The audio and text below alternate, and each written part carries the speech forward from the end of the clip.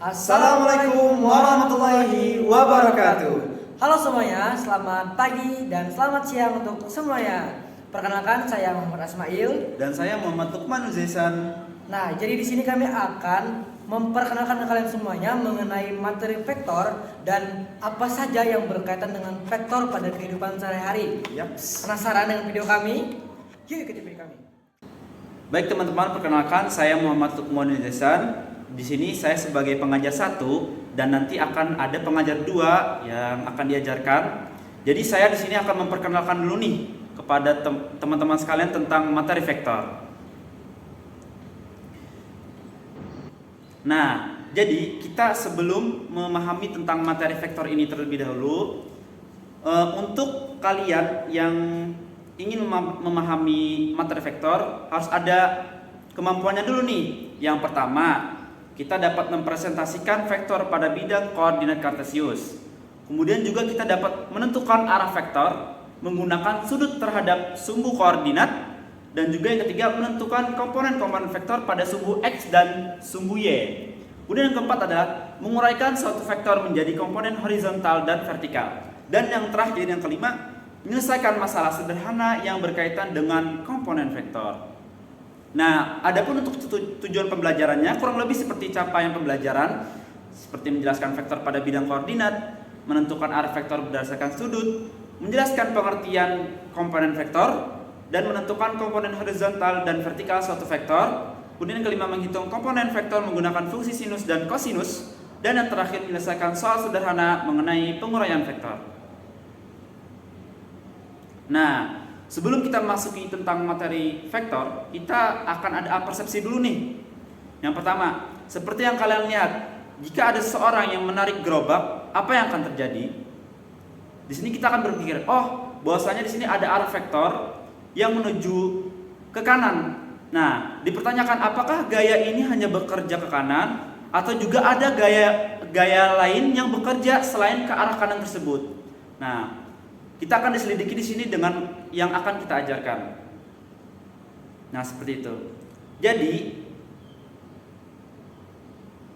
sebelum kita memasuki apa itu memahami vektor pada suatu bidang koordinat kartesius, kita harus mengenal dulu nih apa itu vektor dan apa perbedaannya. Nah, di sini dijelaskan bahwasanya vektor adalah besaran yang memiliki nilai dan arah. Adapun contohnya seperti gaya, kecepatan, percepatan, dan perpindahan. Nah, apa sih bedanya dengan skalar? Nah, skalar adalah besaran yang hanya memiliki nilai tanpa arah. Jadi, bedanya vektor dengan skalar adalah hanya pada arahnya. Jika suatu nilai itu ada arahnya, maka itu disebut vektor. Dan apabila itu tidak ada arahnya dan hanya disebutkan sebagai nilai, misalkan seperti massa, ada sebuah benda yang memiliki berat 20 kilo dan itu tidak ada arahnya, maka ini disebut sebagai skalar. Adapun jika ada arahnya, seperti seorang mobil melaju dengan kecepatan sekian memiliki nilai, kemudian juga ke arah timur, nah maka ini disebut sebagai vektor. Nah, di sini sudah mulai paham kan perbedaan vektor dan skalar. Kemudian selanjutnya yaitu kita memahami dulu apa sih koordinat kartesius itu. Nah, seperti yang teman-teman lihat, koordinat kartesius adalah sistem koordinat yang digunakan untuk menentukan posisi suatu titik pada bidang atau ruang dengan menggunakan sumbu-sumbu yang saling tegak lurus. Nah, di sini digambarkan seperti ada garis yang tegak lurus, kemudian juga ada yang nyamping ke kanan dan ke kiri. Kemudian juga koordinat ini terdiri dari sumbu X yang jika ke kanan itu positif dan jika sebaliknya ke kiri itu negatif. Ini yang disebut sebagai garis horizontal atau sejajar dengan tanah.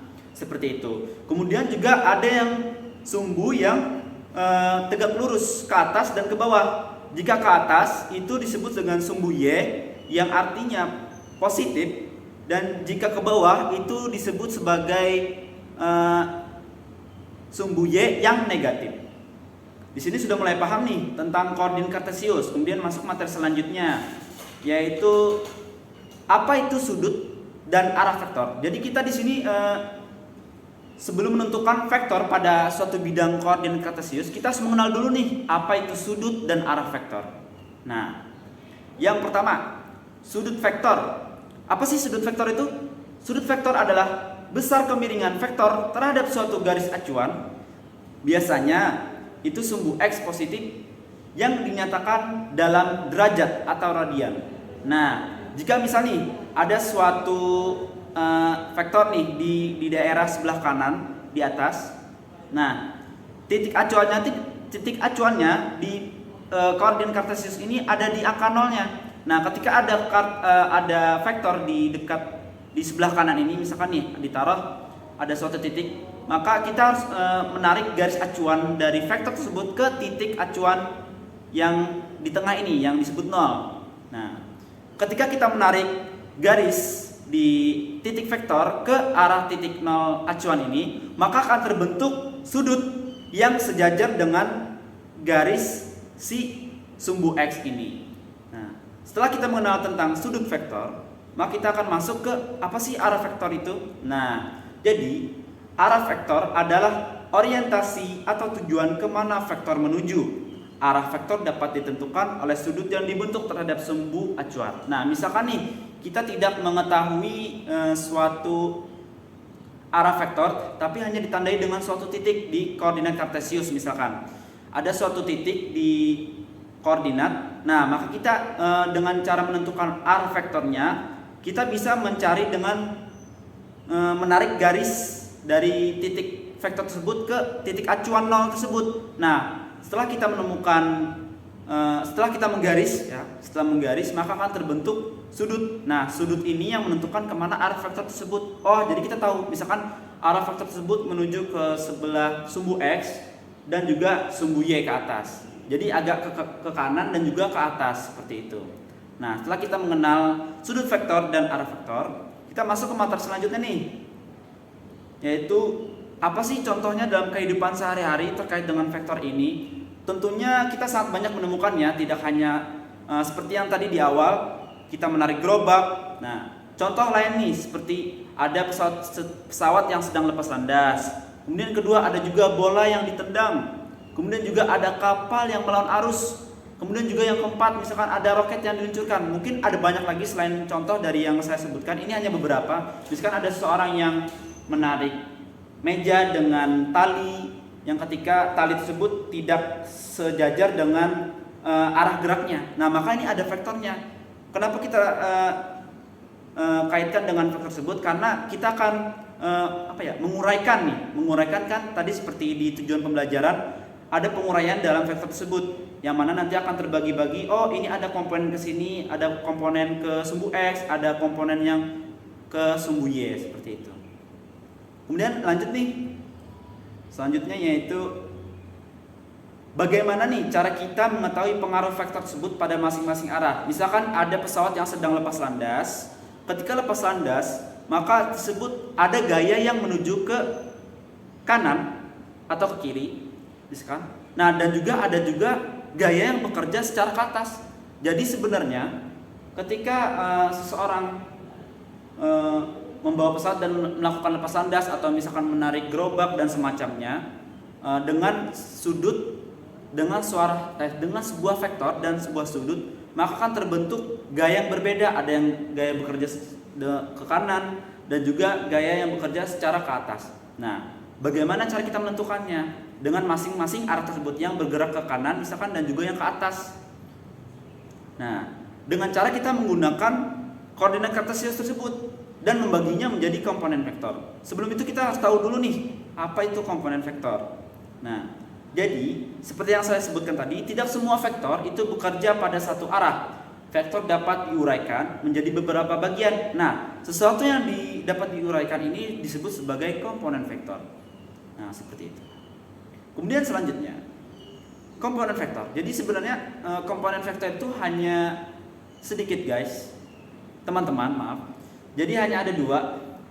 Yang pertama itu komponen horizontal dan komponen vertikal. Nah, di mana sih komponen horizontal dan komponen vertikal ini?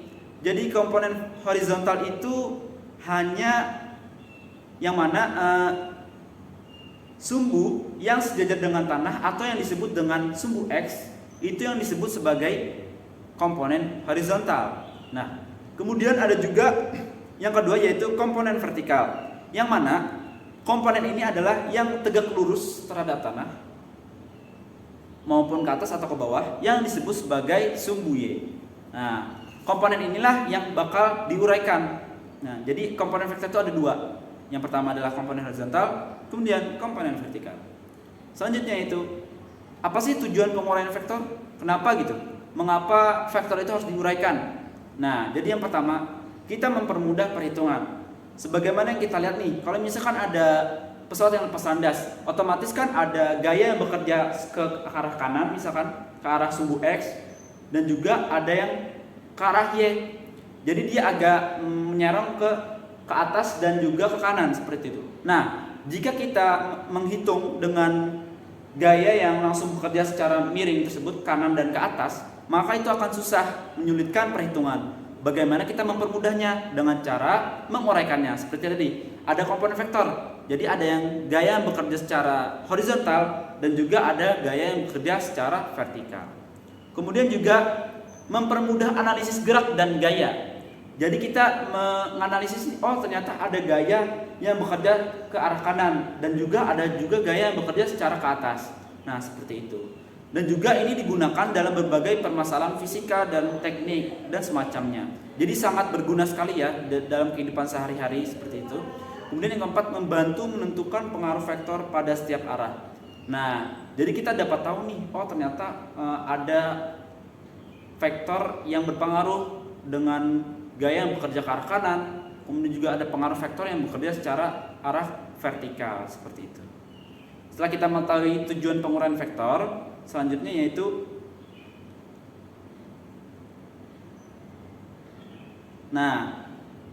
kita akan melakukan sedikit pertanyaan nih sesuai materi yang kita pelajari tadi. Nah, kita hanya diskusi singkat. Setelah kita pelajari bahwasanya vektor di koordinat kartesius, kemudian juga ada komponen-komponen vektor, kenapa vektor harus diuraikan. Di sini ada pertanyaan yang melatih dengan kemampuan apakah kalian sudah memahami apa yang saya jelaskan? Yang pertama yaitu ke arah mana vektor F bekerja. Nah, seperti yang kalian lihat di gambar ini. Nah, di sini kemana sih arah vektor F bekerja? Seperti yang kita bahas tadi. Kan tadi kita menempatkan suatu vektor pada koordinat kartesius. Ada sumbu X dan sumbu Y. Nah, di sini ketika ada vektor yang bekerja, di sini tidak hanya terdapat gaya yang bekerja secara ke sumbu X, tapi juga ada yang bekerja ke sumbu Y.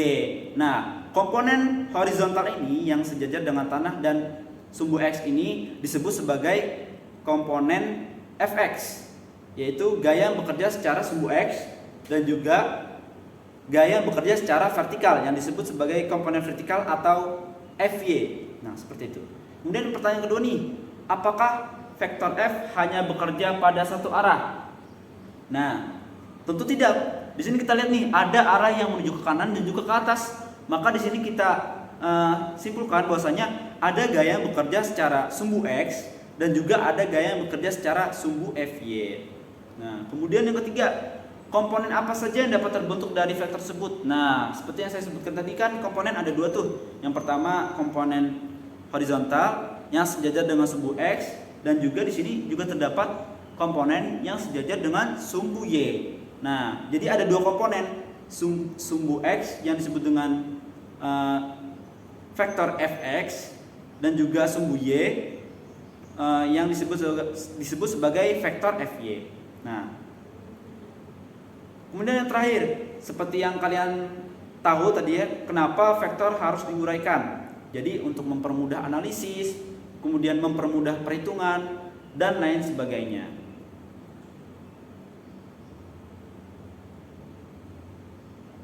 Nah, mungkin itu saja dari saya. Sekian, dan materi selanjutnya akan dilanjutkan oleh teman saya, yaitu Pengajar kedua atas nama Muhammad Asmail. Oke, baik. Jadi bagaimana belajar sama Bapak Lukman? Menyenangkan bukan? Nah, jadi di sini sebelum lanjut Bapak akan memperkenalkan diri Bapak kembali. Nama Bapak Muhammad Asmail sebagai pengajar kedua, yang mana di sini Bapak akan mengajarkan kepada kalian semua mengenai yang berkaitan dengan hitung-hitungan untuk vektor ini. Yang Bapak Lukman jelaskan tadi itu mengenai teorinya, mengenai konsep-konsep vektornya. Dan sedangkan Bapak akan menjelaskan mengenai perhitungannya. Namun sebelum lanjut, Bapak akan memperkenalkan ke kalian semua mengenai komponen vektor. Nah, jadi apa itu komponen vektor? Nah, jadi untuk dikata komponen vektor itu ada dua kata kunci. Yang pertama ada komponen, yang kedua ada vektor. Nah, jadi untuk kedua tersebut dapat kita ambil, yakni untuk komponen itu merupakan bagian-bagian, sedangkan vektor itu berkaitan dengan tadi titik koordinat yang mana ada sumbu X dan juga sumbu Y. Nah, dapat kita simpulkan bahwasanya komponen vektor adalah bagian-bagian dari suatu vektor pada sumbu X dan juga sumbu Y. Nah, kita lanjut mengenai persepsi dengan X dan Y, yang mana kita akan membahas mengenai sumbu X dan juga sumbu Y. Apa rumus untuk komponen horizontal?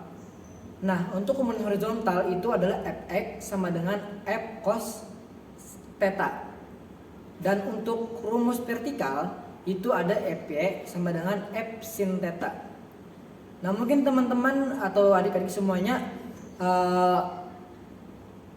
bingung nih, kenapa langsung dapat rumus fx sama dengan cos theta, fy sama dengan f sin theta.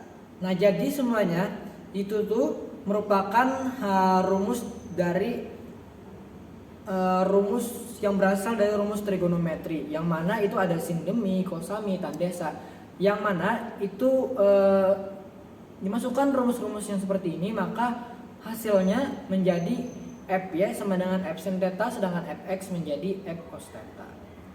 Nah, di sini ada ringkasan rumus trigonometri, bisa dilihat teman-teman semuanya atau adik-adik semuanya mengenai rumus tadi, yang mana ada sin demi, ada kosami, ada tandesa.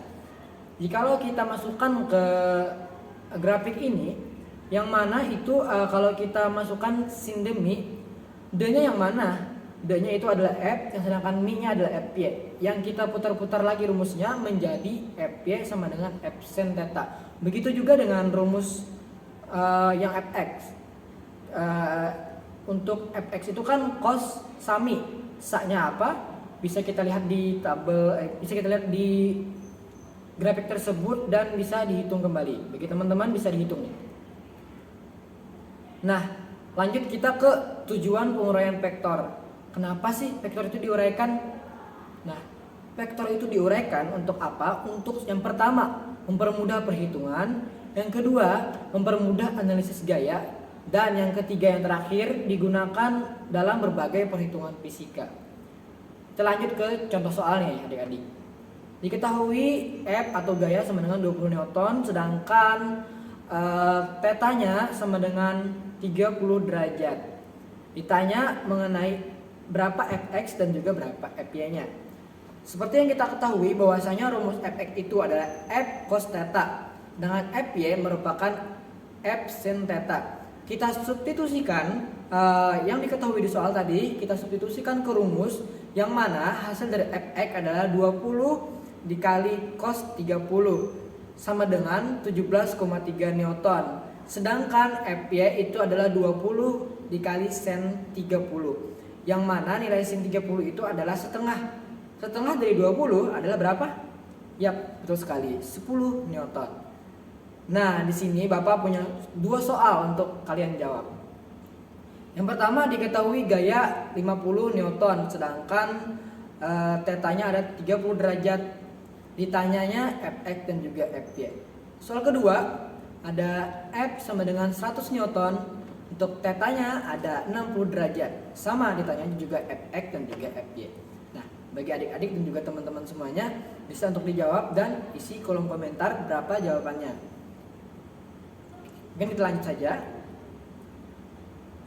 Kita lanjut ke kesimpulannya teman-teman semuanya. Kesimpulannya, vektor dapat direpresentasikan pada bidang koordinat. Yang kedua, arah vektor dinyatakan menggunakan sudut. Dan yang ketiga, vektor dapat diuraikan menjadi komponen horizontal dan juga komponen vertikal. Yang mana ini tadi seperti yang Bapak bahas, ada komponen horizontal dan vertikal ini berkaitan dengan sumbu X dan juga sumbu Y. Yang selanjutnya, komponen horizontal dihitung menggunakan kosinus, sedangkan komponen vertikal dihitung menggunakan sinus. Selanjutnya ada penguraian vektor. Penguraian vektor itu untuk mempermudah penyelesaian masalah fisika. Nah, mungkin kita refleksi dulu nih teman-teman semuanya. Apa yang dimaksud dengan vektor? Yang kedua, mengapa vektor diuraikan? Yang ketiga, apa fungsi sinus dalam penguraian vektor? Yang keempat, apa fungsi kosinus dalam penguraian vektor? Bagi adik-adik dan teman-teman semuanya, bisa isi atau komen di kolom komentar untuk jawabannya. Yang selanjutnya itu ada penutup. Untuk menutup ini, Bapak punya pantun nih teman-teman semuanya. Jalan-jalan ke warung soto Bang Ahmad, pulangnya singgah membeli selasi. Sekian dari kami si ganteng banget. Kami ucapkan terima kasih. Wassalamualaikum warahmatullahi wabarakatuh.